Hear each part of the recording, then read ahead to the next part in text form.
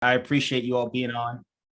It's always a pleasure to speak with people who love the game and want to help enrich the game all over the world. I mean, clearly, and that's fantastic. So let me share my screen real quick. We'll go from there. And let me know if it comes through okay. All right. So we'll start the presentation. Okay, and we'll go from start. All right. There we go. You got me full on there. Okay. Well, so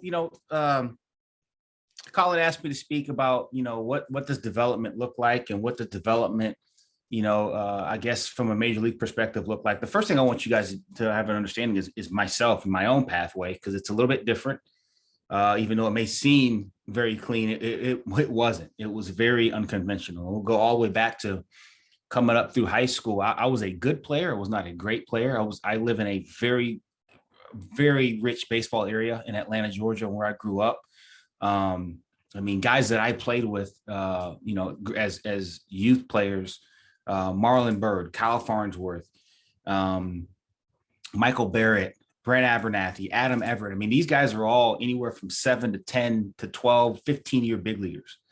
Kyle got 15. I think Brent Abernathy got 5 or 6. So I say all this to say, like, I was a good player, but I wasn't at that elite level, and I wasn't on the best travel teams. I wasn't on the best select teams in my area. So even in high school, I got cut from my high school baseball team the first time I tried out for it, and had to kind of grind and fight my way through. And I ended up fighting my way through to the varsity team as a junior and a senior in my third and fourth year of high school. And we had good teams, what have you, but I still didn't get recruited to play college baseball at all. And I had to end up walking on, and I attended the University of Michigan, and I was a walk-on player there as it states. And by the end of my first year, I became a starter. And by the end of my second year, I got all Big Ten. That's the conference we played in. I received all Big Ten honors that year, and then the next 3 years, and the years I was there, the 4 years I was there, we ended up winning 2 Big Ten championships, and I was MVP of the 1999 Big Ten tournament. And most importantly for me, this was not my goal, but my senior year, my teammates named me the captain of the team, and that's special.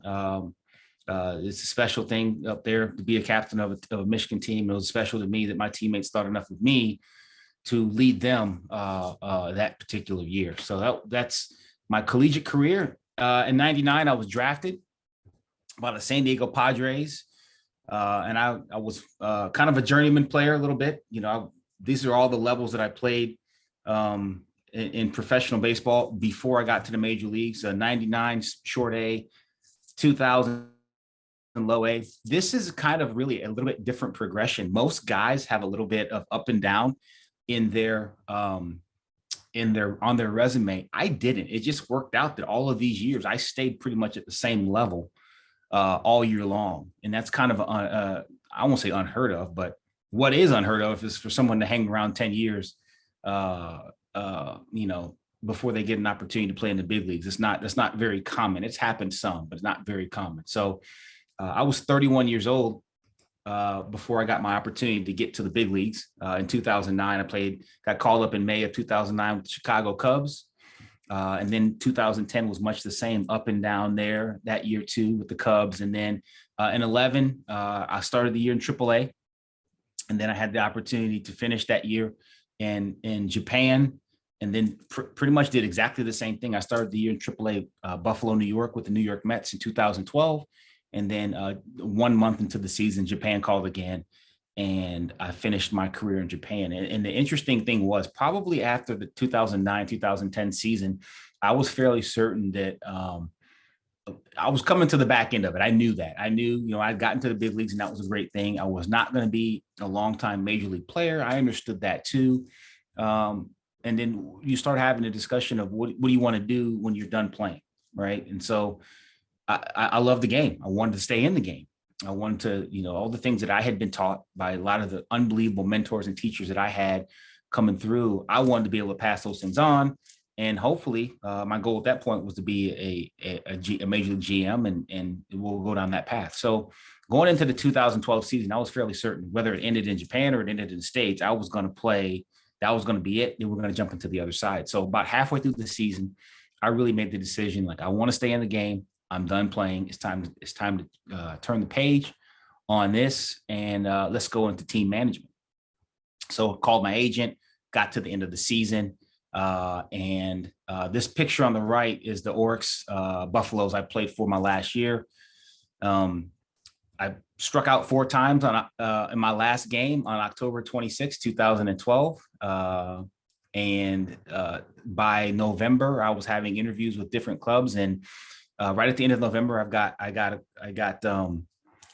I was appointed director of player development for the Los Angeles Angels, which you see here. And so I jumped into a really big seat very quickly. And quite frankly, looking back on it, probably too quickly, because to the right, you see what I was essentially responsible for. Solely, of course not, but I had help. But I was in a decision-making seat in the major league organization where we had over 220 players, 75 staff members, 8 minor league affiliates, and also obviously the major league team. So there's 9 teams you have to have tabs on, a $12 million budget, and really in that spot, right? That is a critical point in the organization. And I at the top, I have cleats to pleats, because I literally was in cleats the year before, going into pleats, sitting in the front office and having all of this of what you see basically be responsible for. And so, and what I was saying previously, the pivot point of the organization. So you are the liaison between the senior executives, those being the team president, the general manager, the ownership level, and the minor leagues. I mean, everything that happens in the minor league stops in your office. There's you're the pivot point between the minor league and the major league staffs. How do we want to play baseball? What is our organizational philosophy on running the bases, on hitting, on pitching, on what have you? Okay, fine. This is how we want it to look like in the big leagues. So clearly, if that's how we want it to look like in the big leagues, we need to teach that way in the minor leagues, all the way down to the Dominican Republic. So, how do we navigate what we want to look like in the end, and understand how to teach that in the beginning? These are all things that the director of player development, and later you'll see the minor league field coordinator has to sort out. The minor league and major league medical staffs. You have a lot of interplay there too, having an understanding of what's happening with the health of our team. How does that relate to the roster? Who's available? Who's not available? All of these things, in addition to managing the day-to-day operations of all of those minor league affiliates, stops in your office. So as it happens sometimes in minor league baseball, or in baseball period, after the 2015 season, we didn't win enough games and in the big leagues. And I was caught up in the wash of a regime change at our major league level, at the general manager level, new general manager, 2 new assistant general managers. And they wanted their own voice in that seat, which I understand and respect. And so I was actually promoted to special assistant to the GM under Billy Epler, the new GM, Billy Epler. And I did some international scouting in Latin America there, some more professional domestic scouting. And then obviously Billy that came in, he didn't know the system. So he would call me and ask me questions about players that we had and things that we had done with them. So I served in that capacity in 16. I got out of the game in 17 and realized I'm a baseball man. I need to get back in. So I went from cleats in 12 to pleats in 13. And then in 18, I got back into turfs. As you see here, I'm in a uniform, and I served as the minor league field coordinator for the Pirates at that point. And so I spoke about earlier about how I often use this analogy. So the guys in the office, they are the architects of how you want to talk about, play, instruct the game. And so they're the architects, and the field coordinator is kind of like the project manager. He's the project foreman on the job site. Okay, we got the plan laid out here. Now we got to build this building. How are we going to go about doing it? So I oversaw really the skill development camps, that being spring training, any other smaller skill development camps, like the pitching camps, the hitting camps we had, the fall instructional league. I know Cam came over and saw us and stayed about a week with us and just kind of took in the sites, and we put him to work too. I think he threw some BP and hit some fungos, so that was good too. But the instruction, the scheduling, being a liaison to the major league staff, not just in spring training, but also during the season as well, as to who's playing well, who's not playing well, who can help us, who can't help us, things of that nature. One thing also that was a really important piece to that job that I personally took a real big liking to was the professional development. And we'll touch on this a little bit later, but one of the things that I will say internally in baseball don't do a very good job of is what we're doing right now. The true professional development sessions, how we sharpen each other, how we learn new ideas, how we do different things. And the position coordinators, and I'll refer to this here. So if you look at how it's kind of structured, director of player development, you have the athletic training coordinators, the strength and conditioning and nutrition coordinators, and mental skills coordinators. And see right there, the the minor league field coordinator, which is what I served. Those are the two capacities I served in, right? And under those two, you have the pitching coordinator, the hitting, infield, base running, and catching. And then you'll have the affiliate managers who report directly to the field coordinator as well. And then you have the affiliate staff. But all of these, it's no different than when we played. As a player, I want to get to the big leagues. How can I be a big league player? Well, chances are the director of player development wants to be a general manager. Okay, so how do I do that? How do I do these things? How do I understand more about transactions? How do I understand more about roster moves or arbitration? As the field coordinator, how do I understand more about each level above you? And at the end of the day, all of these guys, the pitching coordinator may want to be a major league pitching coach. The affiliate manager may want to be a major league manager. So the professional development, how can we move each one of these people to the next dot? In addition to helping our players move to the next dot, whatever that dot is for them themselves. So that's the part that really used to light me up. And I'm going to go back just for a second here. And so that's what I did for the 3 years, 18, 19, and 20. 20 obviously being truncated with COVID and everything. But then in 21, kind of got caught up in the wash again in a regime change, and my role changed again. I was the coordinator of strategic initiatives. And in that role, really one of my main focuses was coming back and kind of taking a step back and being an internal consultant for our player development. What do we do well? What do we not do so well? How can we take the things that we're good at, enhance those, and how can we take the things that we don't do so well collectively as a player development department, and really try to bring those up to scratch and enhance those in that manner. So I went out and I hit the bricks, and I contacted people, some people inside of baseball. Well, actually, I mean, no one really inside of baseball, because who's going to help me get better? I worked for the Pirates, right?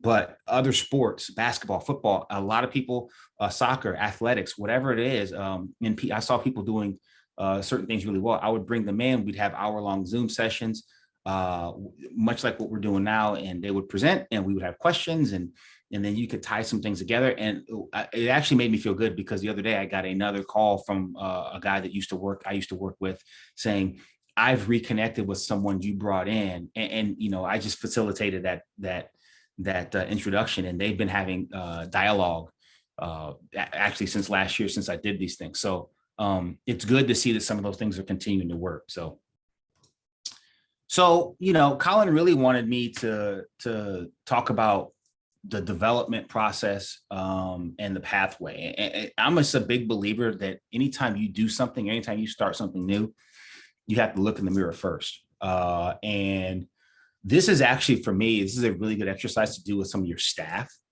but also to do this internally if you haven't done it. What are the central themes that you stand on as a human being, right? How can I develop someone else unless I am sure and rock solid as to who I am as a human, right? And so I always look at things as being a house, right? Just a little simple house. This is my house that I live in. It's got 4 walls and a roof, right? But I can't put the roof on until I get the walls up and they're solid, right? So when I go through this exercise with myself, and I try to do it every probably 18 months to 2 years, what do I really believe in? And each one of those is the wall of my house. And so the first one is authenticity. Why am I doing what I do? Or why are you doing what you do? Only you can dictate only you can come up with your why, right? Am I in this, or are you in this for the right reasons? And then ultimately, can you look in the mirror and be okay with what's staring back at you? And I think that's being completely real and authentic with yourself will allow you to be real and authentic with the people that you work with, the people that you lead, your players, your staff, whoever, because we all know that, there's a saying in our sport, you cannot fool the clubhouse. You will not fool them. They will know. They will sniff you out. And once you do that, you've lost your team, you've lost your group, you've lost your staff. You have to be real with people. So authenticity is at the top of my list.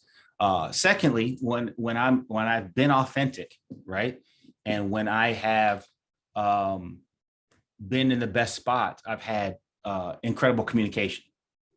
And when you're in a development pathway, regardless of where you are in that pathway, you have to be able to plainly communicate with a wide variety of people, especially whether you're a head coach, whether you're a technical director, whether you're the director of the entire organization, right? Management, ownership, coaches, support staff, players, parents. I mean, and it's messy. Sometimes you're talking to, especially if you're dealing with younger age groups, you're talking to parents, then you're talking to your director, then you're talking to your finance people to see if we can actually go on that trip and do these things. And then, so being able to plan to communicate with a wide swath of people is critically important. And one of the things that I think is the foundation of being who I am as a human. And then the third piece is intentionality. The best leaders, the best instructors, the best coaches, the best people I've been around do things intentionally. There's no happenstance. Their communication, their preparation, it's all on purpose. And there's no happenstance. Too many things in life are left to chance. And when they're left to chance, you're hoping they turn out okay. Well, if you can control the things you control, act with intention, you cut out a lot of variables. There's plenty of variables we can't control anyway. But when you have true vision, when you are prepared and you planned, that allows you the opportunity to be adaptable if situations change. And I think that's key. And finally, and they're all important, but one of my other key ones, and this has changed over the years, is integrity. Do you do what you say you're going to? If I tell a kid, I'm going to do X, Y, Z, or I tell a coach, I'm going to do X, Y, Z, can I actually get that done? Can I actually get that done? And I said appropriate levels of activity here, because what happens is sometimes we get so caught up in doing. We bite off more than we can chew. And then what ends up happening, we don't get something done. We don't do what we need to do. We don't get something done. And that undermines the trust factor that other people put in you. And I understand the power of no. No is a powerful word. And sometimes no is the right answer. Hey, Cam, can you do this for me? Gary, I need you to do this. Okay. Next thing you know, you come up short. But sometimes when you tell people no, that when someone tells me no about something I asked them to do, that tells me more than when they tell me yes. The answer can't always be yes. Sometimes you have to tell people no, and that's a powerful word. And sometimes as leaders, as people who are in development pathways, as people who are on top of staffs, we have to tell people, no, we can't do that. I can't get that done. I'll help you find somebody, but I can't do that for you. So I think that's understanding who you are and where you are in your own, in your internal ecosystem is important too. So what does it look like? We talked about vision earlier. I'm a big believer you have to begin with the end in mind, and the vision is yours, but it's also what is the object and the goal of the entire project, depending on where you are in the development pathway. If you're at the major league level, the goal is to win games, get in playoffs, win a World Series. That's the goal. It's easy.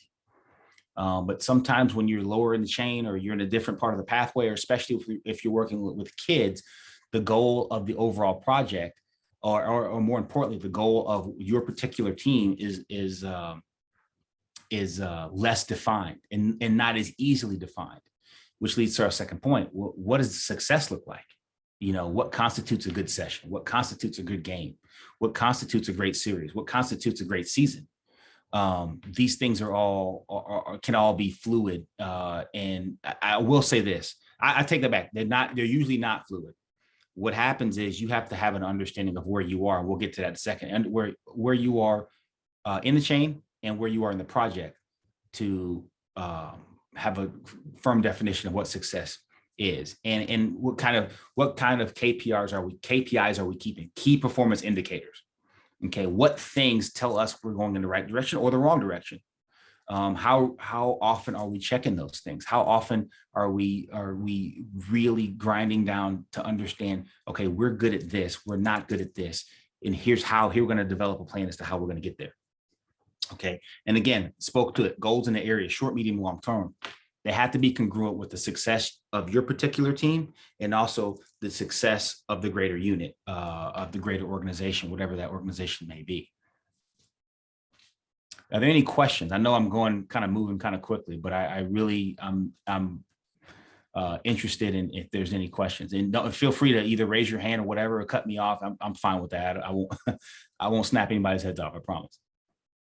All right. If you got anything, put it in the chat or just let one of us know, please. Okay, so how? We talked about the what, now the how. Again, we talked about having an honest assessment of where we are in the project. And I'll give you this story. A friend of mine, true friend of mine, he called me. He knew I'm a culture builder. I've been in organizations before. He took on a high school coaching job in Northern Virginia. It's a brand new school, 2 years old. They didn't even have a basketball team last year because of COVID. So this is year one. And I asked him, what's your goal? He goes, well, it's to win the Virginia State Championship. And I go, that's a ridiculous goal. He's got a bunch of young kids who are undersized. It's a fledgling program. It's a second year high school in an area in Northern Virginia. For those of you who don't know, in the States, close to Washington, D.C., they play tremendous basketball in that area. He's not going to win the state championship in year one. It's not going to happen. And so, honest assessment of where you are in the project is key. And for me, the questions, to ask are, where am I being the leader of whatever team or whatever area you are, where am I in a development structure? What are the primary responsibilities in the space? How close am I or my club to reaching the overall vision of the club hierarchy? And this is a big one too. What is the club organizational culture? And do my personal ethos line up with the club's? Because one of the things I can tell you, if you're working in a situation where your personal values, what you think is important, is not congruent to what the club thinks is important, that's a situation.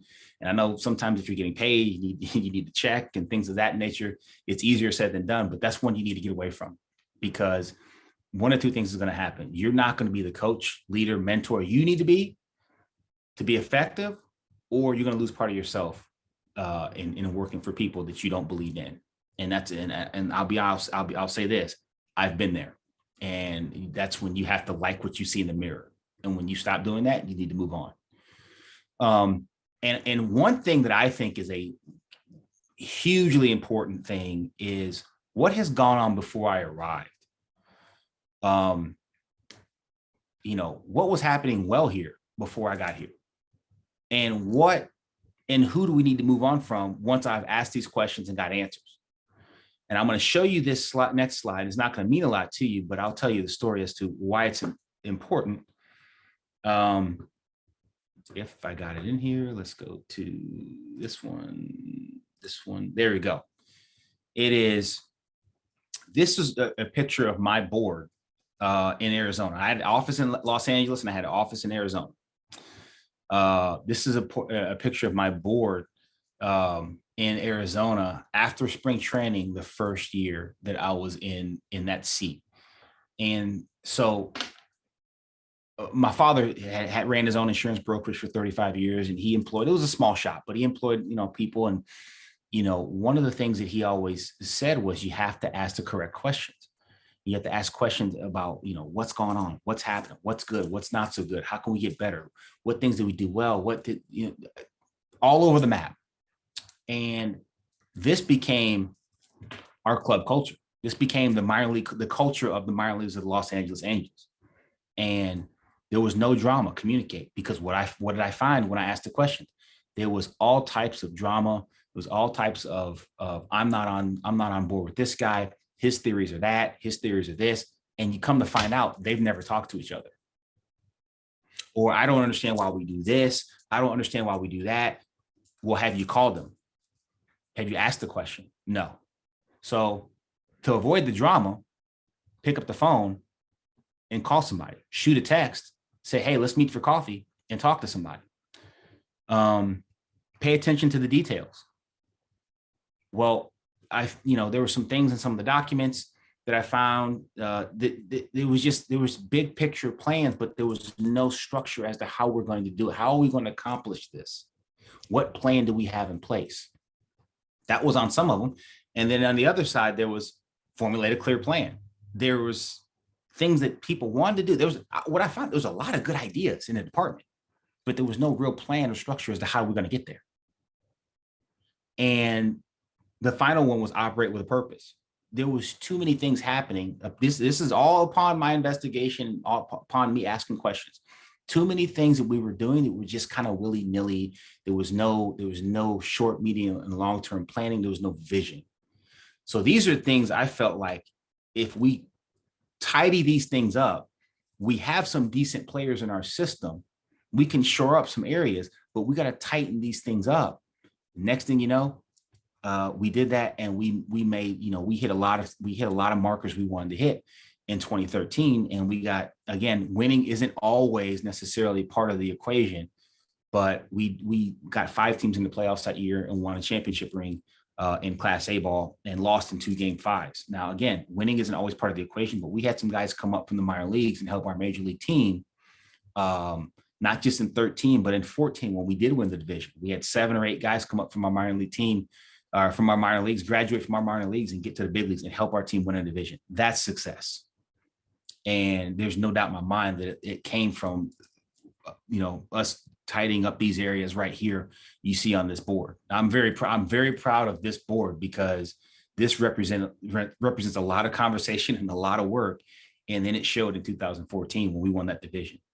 We had a guy come up from our system, graduate from our system, who was an undrafted free agent and get Rookie of the Year votes, and Matt Shoemaker, and he's probably made $10 million in his career when nobody even gave him a chance to get out of AA. So we're proud of that. And when I say we, I mean we, because I didn't, I just kind of steered the ship. The other guys were in the dirt with him, making him a better human, better player. So the last slide I want to show is that the reality of the situation is development is ugly, and it should be ugly.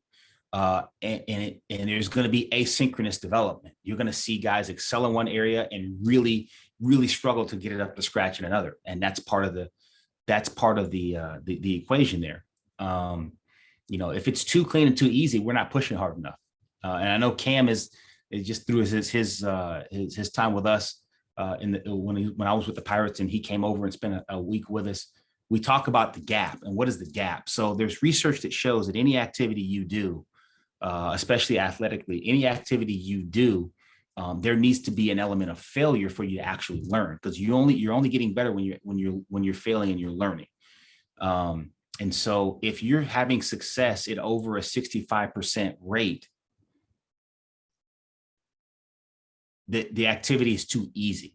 On the other side of it, if you're failing at a very high rate as well, then if you're failing at a high rate, the activity is too hard.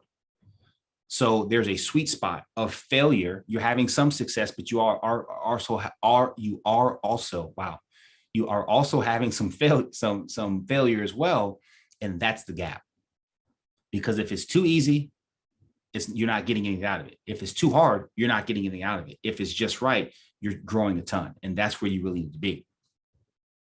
That's for your players, and that's for you too.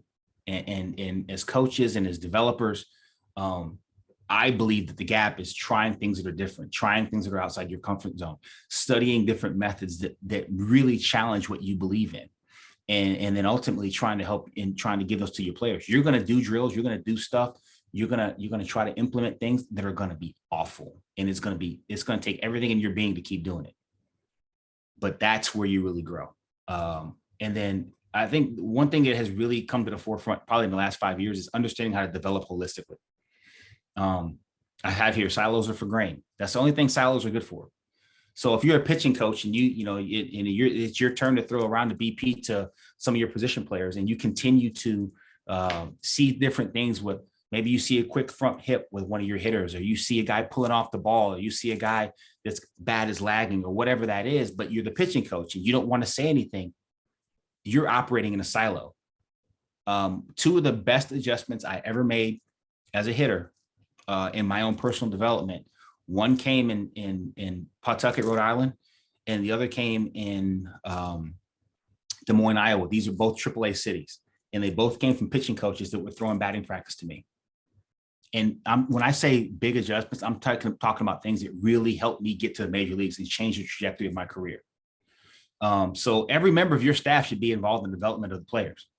If it's a strength and conditioning coach who is watching a guy, make a turn from first base to second base, and it's inefficient, and the steps are choppy, and the arms are flying, and there's a way for him to help tighten up his form running to get you that extra step that turns that long single that you get thrown out by a step at second base into a double. Create room in your staff, create a comfort level in your staff to say for that strength and conditioning coach who knows nothing about baseball, to be like, hey, listen, this is what I saw when you're rounding first and headed to second. You got thrown out, but you were all over the map, and your feet were a mess, and your arms are a mess, and you're running hard, but there's a more efficient move in there. So with that, you have to have, I say this, developing holistically is wildly important, but developing holistically with a governor on what gets said is important too. And here's what I mean. There's going to be many voices, but there should only be one message. Here's what I mean. So you have a coach that has got history with a player. They've done all the work. They've done this, they've done that. The appropriate line of communication is, hey, listen, I know you've done a lot of work with this player. This is what I've seen lately. What have you been working on him with? What have you been working on her with? Because I just want to make sure that I'm not seeing things. And then would you be comfortable me approaching that player? And the coach that's been directly working on them doesn't feel stepped on. The coach who's got the new information understands what they've been doing, what they've been working on, and then it can be presented in a language that is comfortable for the player, and they know that it's not another coach trying to put their stamp on them. And so I think that developing holistically, I mean, it's strength conditioning, it's athletic training, it's if you're a pitcher, maybe it's a position player coach, maybe it's an outfield coach saying, hey, listen, when I was hitting, these are some of the things that I would see, and I'm seeing this when you're delivering to the plate. Holistic development is massive. And then also too, I'm a huge believer in this, as we talked about earlier, develop your staff. Your best players are only going to be as good as your worst staff member. A rising tide lifts all the ships, right? So if you keep the bar, if you raise the bar to a high level with your staff, and their personal development, the development of understanding the analytical side of baseball, the tactical skills, if you keep those sharp and you raise that level and you demand that the standard gets higher, you're going to have an opportunity to have a really good staff, and then you will have an opportunity to have a bunch of really good players. And I truly believe that to my core, that the staff development piece in baseball is something that we have neglected. That's why I love having opportunities to interact with other coaches and other player development people worldwide, because you never get done learning. You never get done trying to get better and find out how to make our players better. So I hope that's been helpful. And with that, I'm going to stop my screen share. And Colin, the floor is back to you, sir. Cheers, Bobby. Thank you very much for that.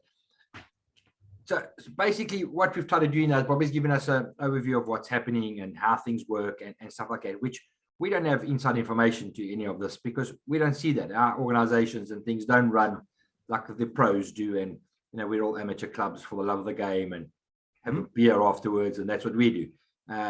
So the whole point behind this, or the whole reason me asking Bobby to do this whole chat about the development is we trying to become as professional as we can, and how can somebody that's been there, done it, assist us in a way that we can go back to our clubs and go, wow, Bobby had this to say, if we try this and that and that, it doesn't matter if you're in a single A club, it doesn't matter if you're in the NBL. These are stuff that we can all learn from. These are people that have done it day in and day out. This is what they do for a living. So the whole exercise tonight was let Bobby chat and then allow everybody to actually ask questions for a change. So this now becomes a Q&A interactive session where Bobby's more than willing to answer questions. So whether it be about stuff that happened in Bobby's life as a player, anything that related to baseball, whatever the case is. So right now we're looking for a chat, and Bobby wants to get a little bit, chatty with us. So we're going to pick on Cam because he knows Cam a lot. So he's met Cam a few times. So Cam, don't be shy. You know Bobby. Now there's stuff out there that you want to ask. Please feel free. Bobby's here for us. Anybody? Brian, you've always got questions. You want to type it in the box and you don't want to talk, that's still okay. We'll yeah, that's okay. His presentation is really enlightening. I didn't realize that even as a player, you can be moved up in a front office, which is really inspiring. His story is amazing. So I did it. Also, moving from Major League to the Japanese League is something that's rarely heard of in Major League, maybe. But I'm from the Philippines, so I'm more leaning to Japanese baseball. So, so I'm proud that you get to experience how to play in Japan. So even with that, maybe your experience also helped you how to manage your players in Major League as well, isn't it? Well, Brian, one of the biggest things that I will tell you this, I came up, I played a little bit. I played one winter in Mexico after the 2008 season. But my entire development as a baseball player, had come in North America. I had never been anywhere else. And this is interesting. I went to the University of Michigan. Like I said, I graduated from there, and I had a class called Race and Culture in Sport. And there was some race things in it, but it was more culture and how culture influences the games that we play. Japanese culture, UK culture is very different from, it is in the United States, and Japanese culture is very different than it is. Even in the Caribbean, baseball in the Caribbean, if you go to a game in January in Santo Domingo, Dominican Republic, it's going to look very different than it does in July in Atlanta, New York, LA, Boston, wherever. It's going to be very different because the culture is different. The culture of the people is different. Japan's no different. So one of the things that I got from Japan, and I'm sure you guys have all, coached and maybe played internationally against the Japanese, whether it be in baseball or softball. I've never seen a group of people practice more efficiently, get more done. Now they practice an insane amount of time, and there's probably some detriment to that as well. But the efficiency, the sheer amount of things they get done in a small space in a given period of time was amazing to me. So one of the things I try to take some of those elements of practice organization and what it looked like and bring them back to the States. And I will tell you, it was not looked upon very highly, especially when I first got to LA as the director of player development. I had these ideas of how we need to practice and what it looks like based on what I had just experienced for 2 years in Japan. And this is 2013, remember, they were not on it. And I won't say I got laughed out of the building, but the assistant general manager over my area, who was my boss, basically vetoed my ideas. And I was not happy about it because at the time I had no empirical data, no hard data to show him that your players get better by doing it this way, right? Fast forward to last year, there's a lot of teams doing things in a more Eastern fashion, in a more Japanese way, because there's data that shows us our players can get better faster if we do this, and this. So not only did it affect me, look, to be honest, I made more money in Japan than I did playing in the minor leagues in the States, because I wasn't going to get back to the big leagues at that age. But what I got from Japan was I got more intellectual knowledge than I did anything else. I mean, I learned a great deal over there. I mean, I can't tell you how many awesome things I learned about baseball. I learned things about pitching that I tried to put into the pitching program when I became director of player development. And so it was very, very, very impactful. Experiencing Asian baseball was very impactful for me. Got a couple of things that have popped up in the chat there, Bobby. Yep. Gary Renz, thank you, Bobby. Powerful presentation. Yep. Thank you very much. Appreciate that. Chad, all the way from South Africa. Invaluable information and insight. Thank you, Bobby. Thank you. Appreciate it, Chad. Are you joining us every week? We really do appreciate that. Thank you. I'll say this as well. I think one of the things, and you know, Colin, you and I spoke about this earlier, was one of the things that I later got more dialed into is how other sports can help us unlock things on a baseball diamond. And if you look at I know some of you may be American football fans, some of you may not, but the Super Bowl they put up a stat during the Super Bowl last week that I think it was 86% of the participants on the team. So there's 53 players 53 active players on each side. So you got 106 guys. So over 80 players in that game played multiple sports as kids. I think it was 56% of them played 2 sports and 30% played 3. So you got 86% of the players that played multiple sports growing up. And I think as staff members, looking at other sports, looking at movements, how players move, how the best athletes move, or more importantly, how an athlete who's really getting it done, but doesn't move that well, or isn't a quote unquote a good athlete, how they're getting it done, how can that translate to maybe I've got a player that doesn't move great, but how can we help them be more efficient in their movement so they move that much better? And maybe that's the difference between, you know, being more successful or less successful. So I'm a huge believer in cross-pollination of sports and application of things we can learn from there. Another question that's popped up there with regards to Japan. Did you do much within the high school baseball in Japan? No, I mean, I was playing. I was playing the whole time. We did watch the Koshien tournament on television. Obviously, that's their big deal. It's a massive deal over there. Just the pride and the passion and the tradition was awesome. So, but as far as being within embedded in high school baseball or even going to watch a game, I didn't get a chance to see any of it up close. Question from Alan. Couple of questions. Back when Bobby was talking KPIs, was that he shared with everyone, and how is he progressing? Well, the KPI is basically within an organization, there's certain things, and this will change from organization to organization. Okay. And I'll give you an example. One of the things that we kind of developed was the quality plate appearance. I mean, too often we get caught up in, did you get a hit? Did you not get a hit? Did you get on base? Did you not get on base? We had this thing called QPAs, quality plate appearances. And a quality plate appearances was obviously getting a hit. It was getting a walk. It was having, it was getting to 2 strikes. If you went down 0-2, could you get back to 3-2? Could you have an 8-pitch at bat? And there's a couple more that I'm missing.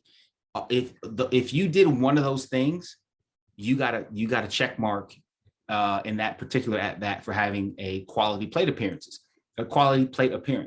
And that was one of the key performance metrics that we kept. So if a player batted 250 for a month, but he hit the ball really hard and he had 65% of the times he went to the plate, he had a QPA. Sure, on the back of the baseball card, or when you pull it up on the computer, the month of June 2014, he hit 250. That's just okay. But he really had a tremendous run at the plate that particular month and just got unlucky or whatever happened.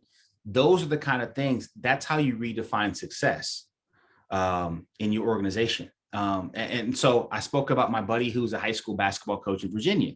And I said, here's the deal. You have to redefine success.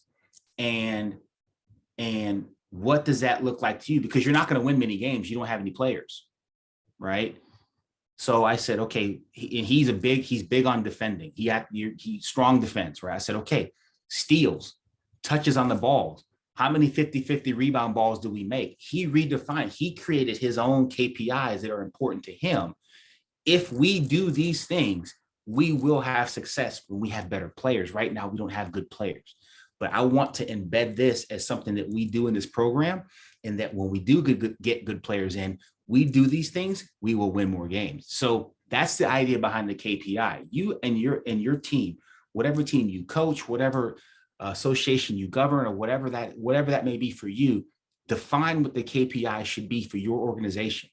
Whether that's with on the mound, how many first pitch strikes can we throw? How many outs can we generate inside of 3 pitches? Those are some of the things that you can do. And again, I don't know each of your programs intimately and where you are in your development cycle and how just the level of talent you have, but it's important to have those KPIs, and it's important to track them so then you can track your development. Right.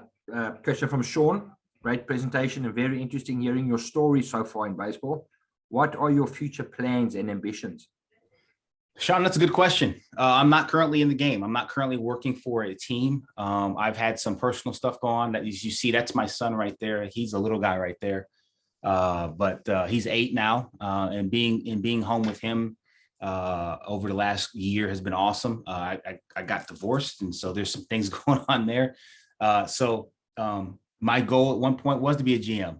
It's not anymore. I don't want that. I want to do something that possibly runs alongside the game, but also something where I'm not literally on my phone 2, 3, 4 o'clock in the morning trying to figure out who's going to pitch in AA the next night, or how I can get a guy on the 6 a.m. plane to LA, or move this guy and move that guy. That time of my life has expired. I'm grateful for it, but it's time for me to do some other things. So I'm currently exploring a couple different options with it. One in baseball that runs alongside of the team, and another that is completely outside of it and more closely aligned with NCAA or college athletics here in the United States. So we'll see. That's a good question. I wish I knew.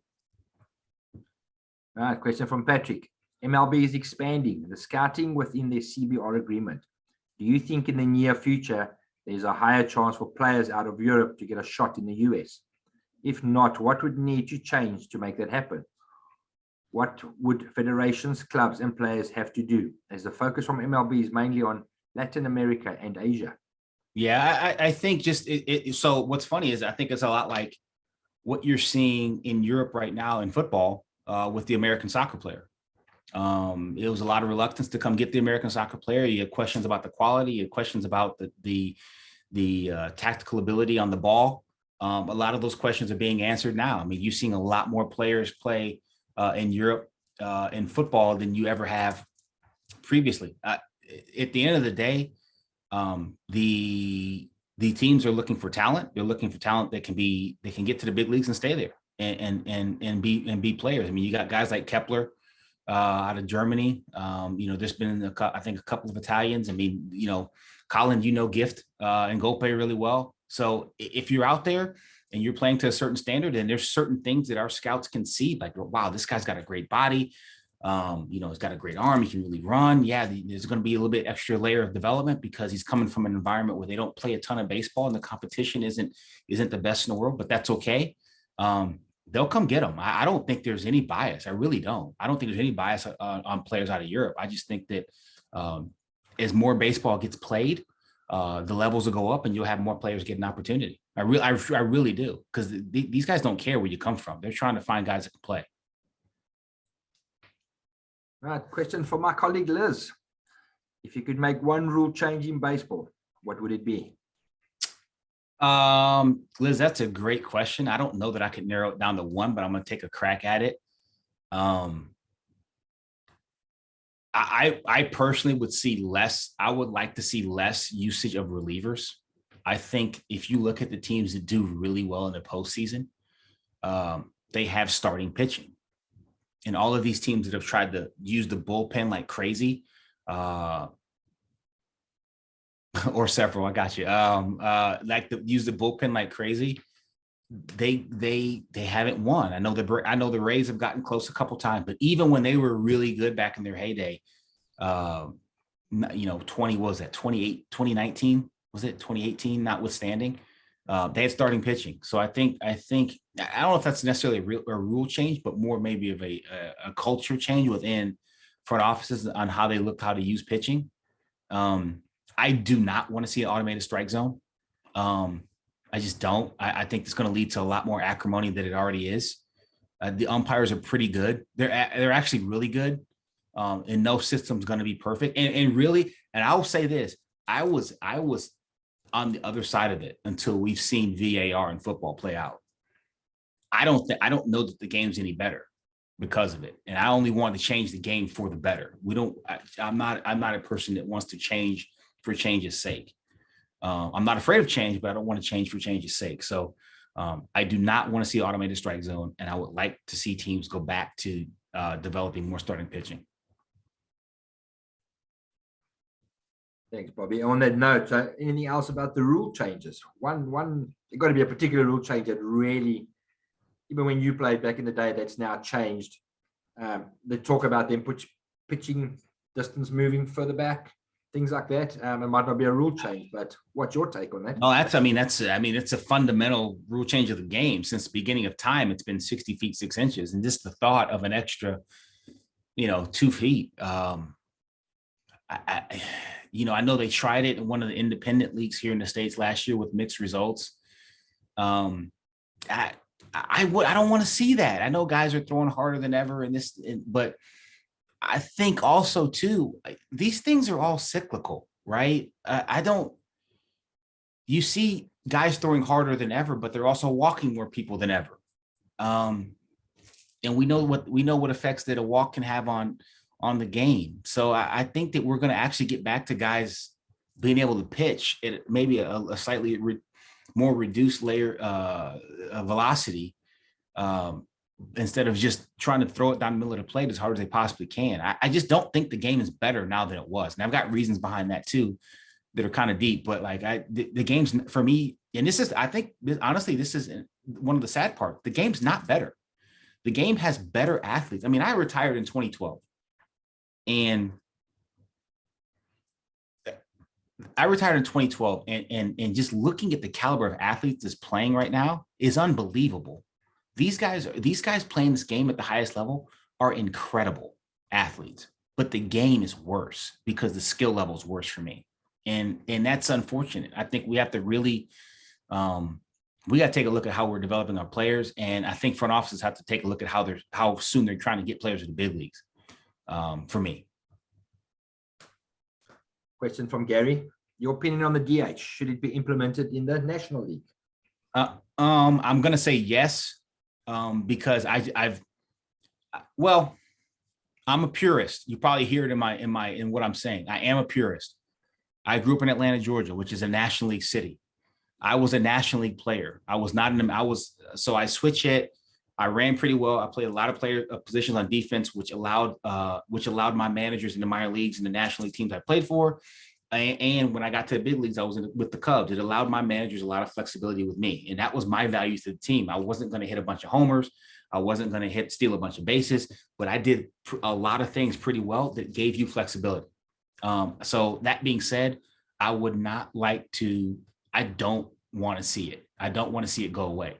Having said that, I do believe that I talked earlier about how I think some things will be better if the rules will change it. I do believe that the game will be better if we have a DH. So yeah, I think it's coming. I think it's inevitable. And I think it is the right thing to do. Brian, what's the consensus on making games shorter? Not for it. 9 innings is the game. I will say this: we need to play less games. There's no need for us to play 162 games in a season. The idea in this country that you could, let's just say that you have a World Series between Minnesota and the New York Mets, that's not a World Series I want to watch because it's going to be freezing cold in Minnesota in November. The World Series in a normal year, a non-COVID year, a year where things happen on time, the World Series is going to end in the second weekend. If it goes 7 games, ends in the second week of November. That's entirely too long. It's entirely too long to be playing baseball games in November. So we need to make it. I think we need to make the game, the season 150 games. I think the spring training needs to go from 30 games to about 20, 22 or 23. Those guys will be ready. You cut the season down by, if you take the 12 games on the back end and the 8 games on the front end of spring training, you're shortening the season by roughly a month. Nobody needs to be playing baseball in November in the United States. Right, Patrick, although the answer is kind of obvious, should MLB work more closely with the WBSC to promote both sports all over the world? And if so, what should be a first project? Wow, that's a good question. Yeah, I think anything you can do to promote baseball worldwide is something that needs to be done. And I think it's low-hanging fruit. I mean, the Major League Baseball is an $11 billion entity year on, year out. Again, in normal non-COVID years, there's plenty of money to do it. I think the one issue I have with Major League Baseball is if they're involved, they want to run it and they want to take it over. And I think sometimes that's not the best way to go about doing things as a whole. I think there's other people, especially in new and emerging markets, right? There's things that, yeah, we know baseball, but we don't know about baseball in the Philippines. We don't really have a great grasp on baseball in Italy, in developing countries, baseball wise, right? So, understanding the local culture and letting the local people who do love the game promote the game and do so in a fashion that's more appropriate for that particular market, I think is huge. And unfortunately, I think Major League Baseball struggles with that. Patrick's got a second part to that. NFL is opting millions into promotion also in Europe. Do you have an idea why MLB is not doing that too? Because the biggest thing I think with NFL, and it's funny, that's a very good question. It was actually on a talk show I listened to, and this is not my answer. This is the answer they gave, and it made sense. The NFL is tapped out in the States. I mean, it's far and away the number one product. It's not close. It hasn't been close for years. There's only so much they can do in the game, commercially, media-wise. There's only so much left in the States. And if you look at the map of the world, what is there, really 2 countries that play football, Canada and in the US, and you have pockets of clubs worldwide. So the opportunity is really not anywhere in North America, honestly. So, I think that they've done a more aggressive job than MLB in Europe, simply because more of the world plays, less of the world plays football, American football, than any other sport, pretty much. So, I mean, soccer's played all over the world. Basketball's played all over the world. Baseball's played in more countries of the world comparatively than football.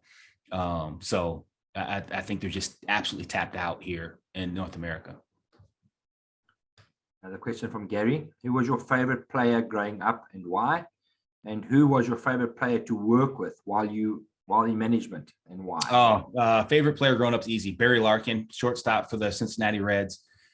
He went to the University of Michigan.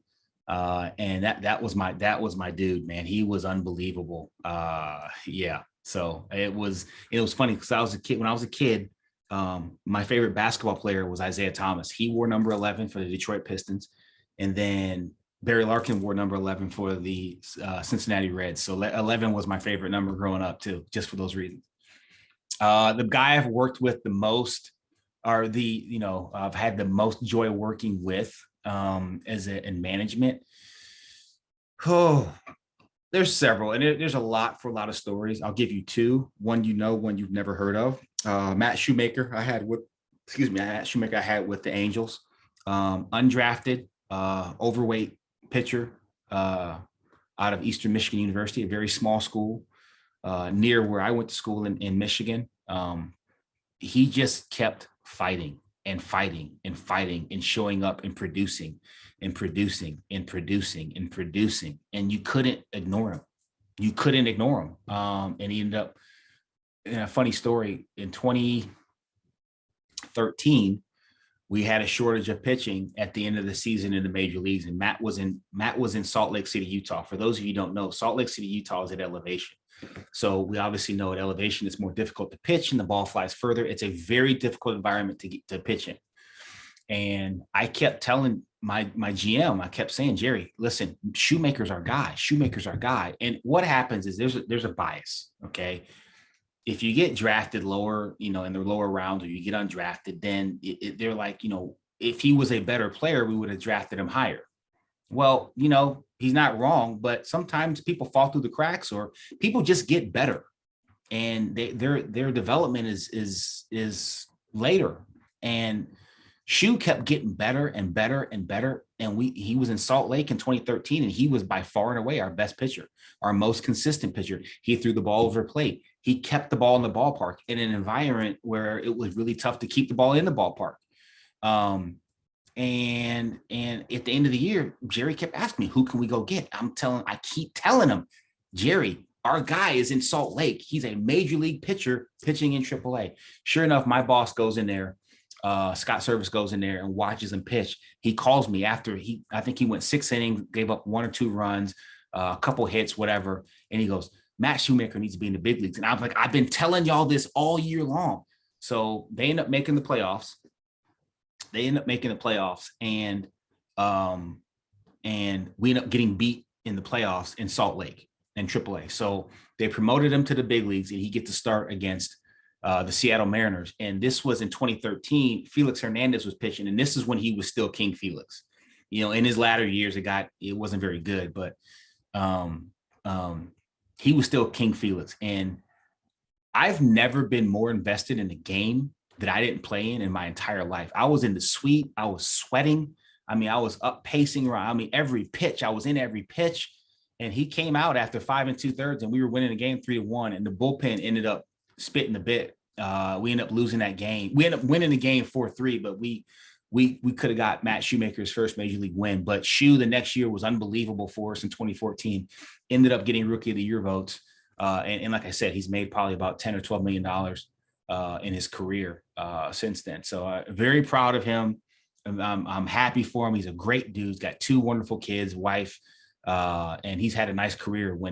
If you ask everybody else, probably shouldn't have. All right, Liz, what's the one thing about baseball that you love the most?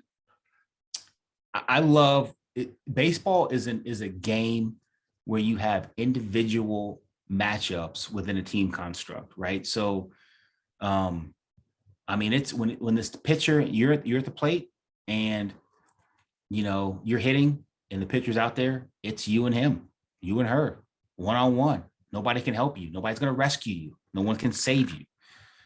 Also, on defense, it's a team game. My favorite play, the favorite thing I always used to do was turn double plays. I loved it because so many things had to go right.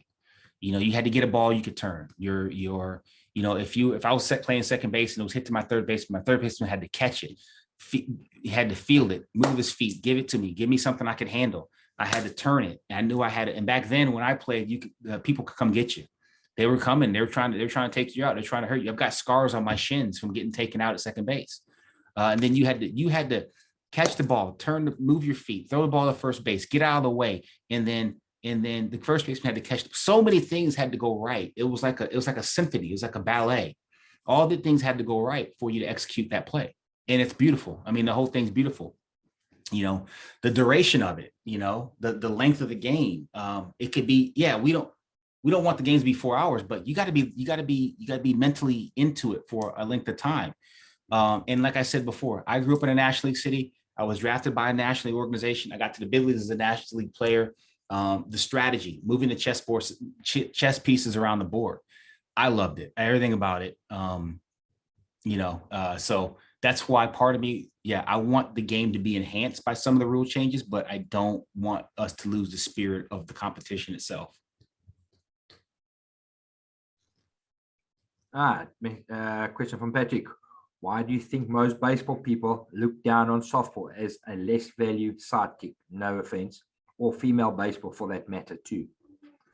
If you've gone, and I'll say this, I am partial to softball. The reason I'm partial to softball is the proximity of everything. That is, you got to have your mind right to play there.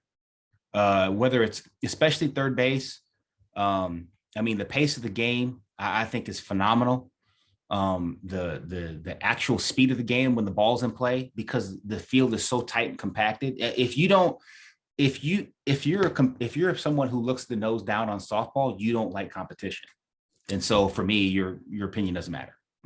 I mean, that may be a harsh way of looking at it, but I definitely, and that's not being patronizing. The game it's a good game. And again, when I was in college, I was at a very elite, they were in an elite softball program. Michigan's an elite softball program. So, it was nothing for us to go play our game, finish our game. And if the ladies were at home, go across the way there and take in the rest of the softball game or whatever, because it's a good game. It's a fast game. It's solid. And when it's played at a high level, it can be very entertaining. So, looking your nose down at softball, you just don't, that, again, you talk about looking in the mirror and liking what you see. Maybe you need to have a look in the mirror and have a conversation with yourself, because if you like baseball and you like competition, you should like softball.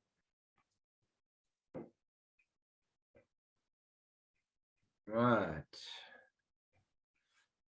Gary Rains, as a hitter, the main difference between hitting in MLB and Japan and the different pitching styles. Yeah, obviously, you see what's happened with baseball in North America in the last 5 years. Everybody's trying to, get the ball off the ground, hit homers, hit doubles. I am all in on the get the ball off the ground part of it, because one of the things I think people don't understand is that people ask me all the time this question: what was the difference in the pitching as you climb the ladder, man? Was it that much better?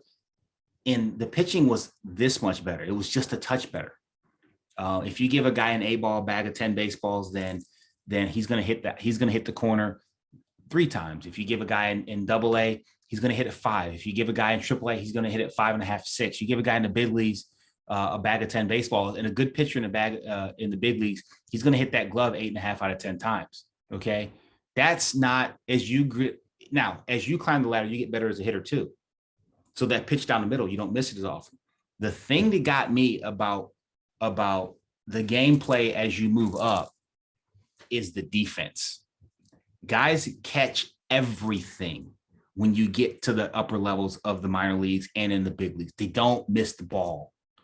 That's why you hear all these hitting coaches now saying, get the ball off the ground. You hit a ground ball, AA, AAA, big leagues, you're out.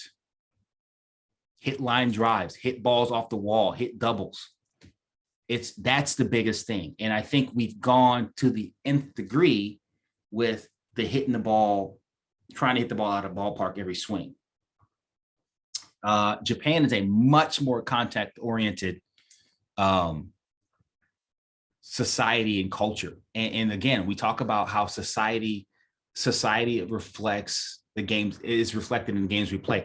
So in any given culture, right, there's only a few ways you can express yourself: the food you eat, the language you speak, the arts, whether it be written word, art, or like poetry or music, and the games we play, right? So it's no different. Japanese culture, they don't, typically speaking, don't like to look bad. Striking out is a bad look. Striking out is not good. Not being able to make contact with the ball that is being pitched. So as such, those guys will do anything. They will block the ball all over the ballpark to keep from striking out.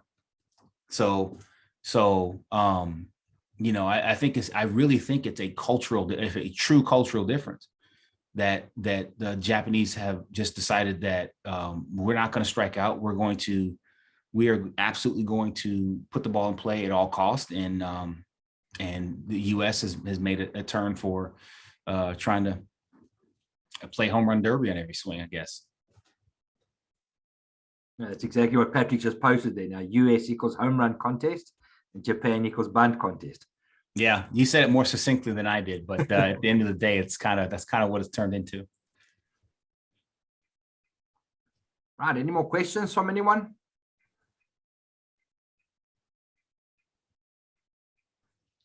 Real good. Guys, I thank you for listening. I hope I didn't bore you to death. Hopefully you were able to get something out of it. And again, Colin has my information. If I can be of service to you, please let me know. I don't know it all, but I've been able to have a good 23-year run, and I've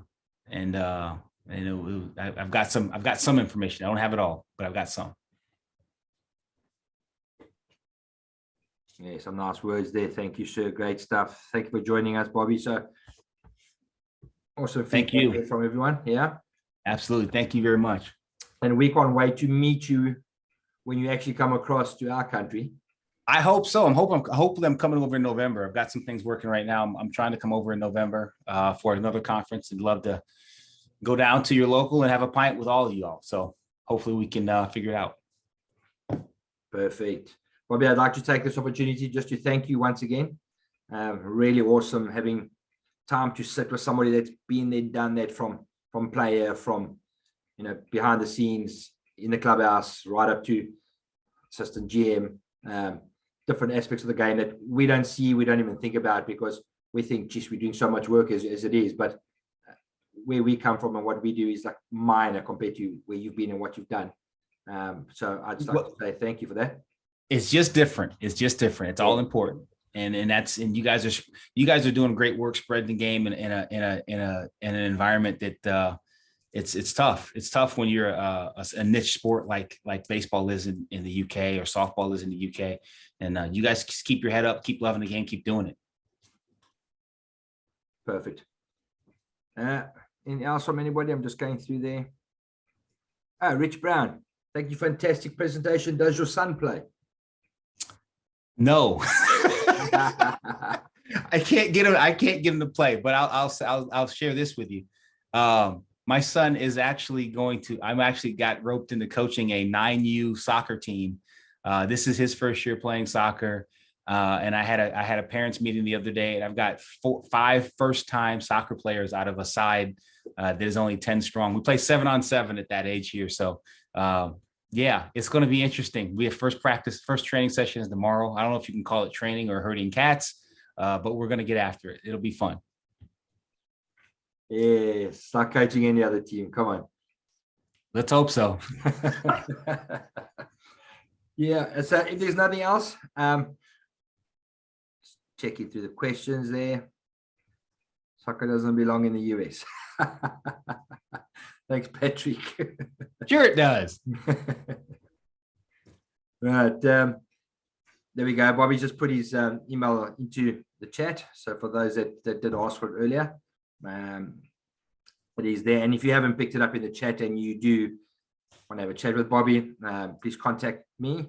And I'll be able to send off stuff to Bobby, and Bobby will be able to get back to us with that. But Bobby from Baseball Softball UK, we'd really like to say thank you. I see this 1 or 2 questions popping in there now. Gary Rains, do you enjoy coaching other sports? Oh, we'll find out tomorrow. We'll find out tomorrow. Yeah, watch this space. We'll let you know, Gary. Yeah. Oh, man. I think that's about it. Guys, thank you, really, Bobby. Once again, always great chatting with you. Really appreciate you taking the time off to come and chat to us. But definitely won't be the last. We definitely want to keep that rapport that we've built with yourself through BS UK and through a good friend of ours, Cam. And yes, definitely hoping to catch up with you when you arrive in our country in November. Absolutely.